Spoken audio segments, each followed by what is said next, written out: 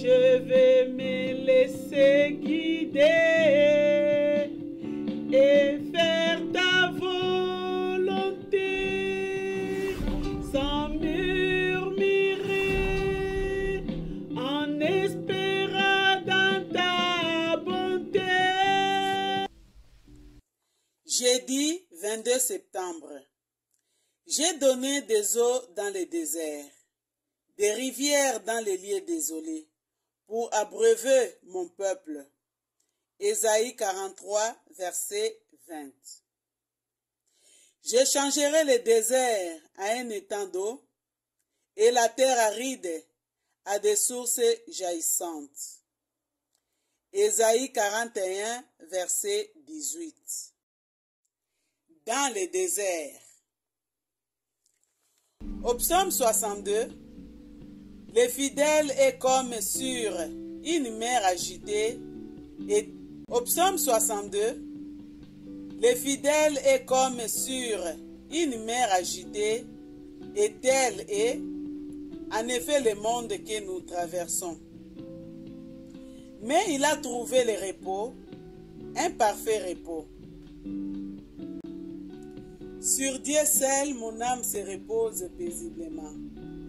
C'est un repos que personne ne peut lui ravir.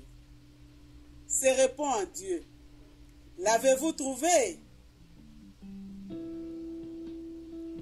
Au psaume 63, les fidèles se trouvent dans un désert, une terre aride et altérée, sans eau. Et tel est aussi le monde où nous sommes. Il a soif, il cherche, mais que cherche-t-il dès le point du jour? L'ombre d'un grand rocher, une oasis verdoyante, une source bienfaisante? Non, il cherche Dieu. Il le connaît déjà car il dit: tu es mon Dieu. Mais il veut la voir près de lui dans les chemins. Avec son Dieu, le désert ne sera plus le désert. Le fidèle verra la force, la gloire et la bonté de son Dieu. Versets 2 et 3. Et ses lèvres le loueront. Son âme sera rassasiée de ce qu'il y a de meilleur. Et à l'ombre de ses ailes, il chantera de joie. Alors son désir sera de ne plus être séparé de lui. Mon âme s'attache à toi pour te suivre.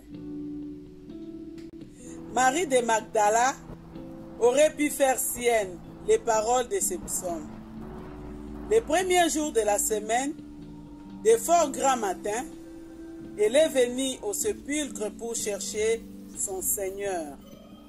Jean 20, versets 1 à 18. Le monde pour elle est un désert. Il lui faut à tout prix Jésus. Elle n'aura pas de repos tant qu'elle ne l'aura pas trouvé. Elle pleure et regarde le sépulcre vide. La présence des anges ne peut l'émouvoir ni les consoler.